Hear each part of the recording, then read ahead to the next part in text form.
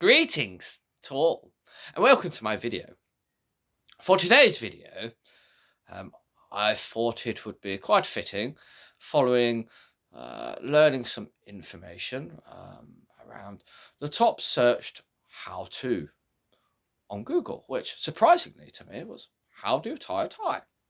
Now, in my series of videos, I aim to at least provide a lesson of some sort or a teaching of some description.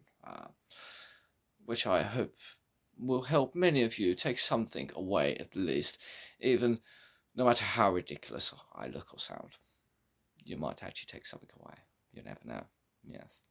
So, following my learning and discovery of that, actually, learning how to tie a tie was one of the most searched for things on the internet.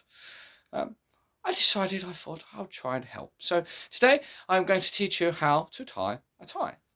Now, there are, of course, many ways to tie a tie. None of them are incorrect. However, I'm going to show you my preference and how I always choose to do my ties. The knot I am going to show you is called a Windsor knot. And with this particular type of knot, I prefer it because it's actually very smart. It's a very smart knot. You can actually remove your tie easily and do it up easily, and it also prevents when one pulls on one's tie very hard. It gives a good old tugging. Generally, with certain knots, you find that the tie will tighten up and you cannot remove it. Well, with a Windsor knot, that does not happen. You can simply just put it away. So here is how to tie a Windsor knot. First of all, you need a tie, like the one I have here. Yes. You could practice on a friend, like I have Dolly, but he's not very responsive today. He's a bit floppy, so we'll bugger him off, and I'll just use myself instead. So you'll get your tie. So the way I'm doing my tie, you can do this either side, it doesn't matter. And for the purpose of the video, because I am aware it is mirrored, so this is my left side. However, to you it looks like my right side. So you see. So I have the long bit and the short bit. So for the purpose of the video, instead of left and right, I shall use the long side and the short side. Okay. So the first step when you've found your tie is you need to, of course, put it around your neck. How you line the tie up is obviously important. So the shorter you have the short side, the longer your tie will be. The longer you have the short side, the shorter your tie will be.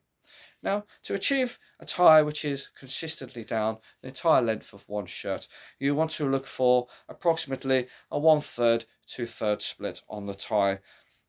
So basically meaning the short side would be approximately 1/3 the length of the long side. So as you can see here, my short side is around about my breast area, and the long side actually, if I was to stand up, would then go down to my knee.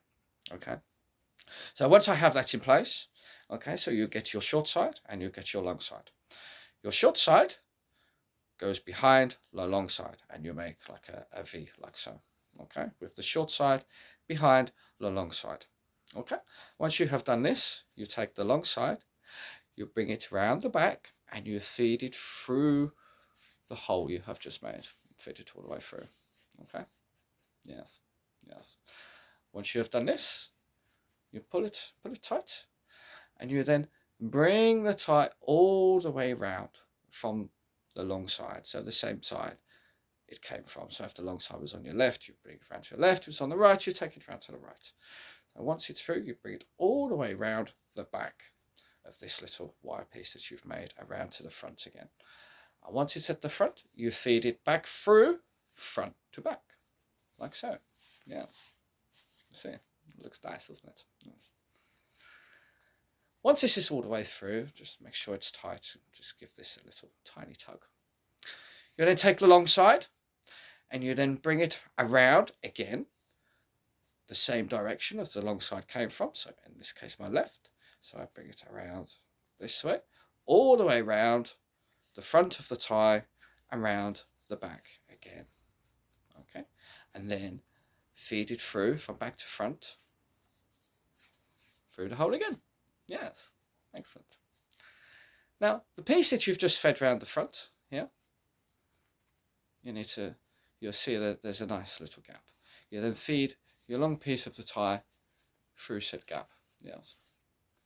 And then, whilst holding the short piece, just pull it through gently. Hold your short piece and pull the long piece down until it sits sufficiently tightened.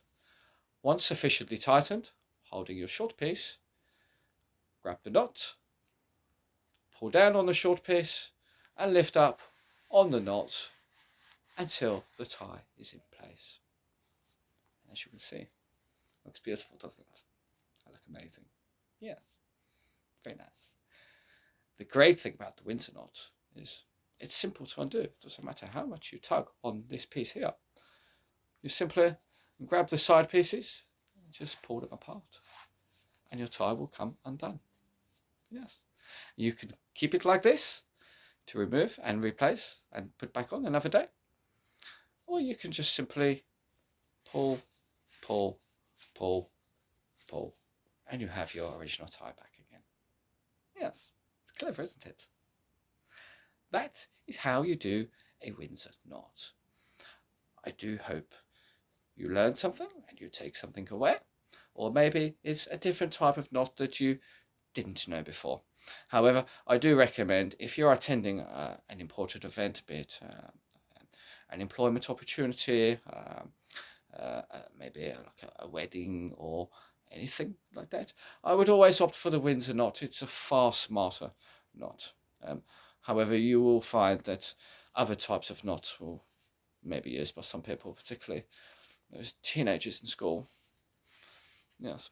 So I hope you enjoyed the video. Please do like my video. Please do share my video. I would be most appreciative. And most importantly, do check back for more videos. I will try and teach you something, whether it's a how-to or a lesson or something else. Yes. Greetings. Toodaloo.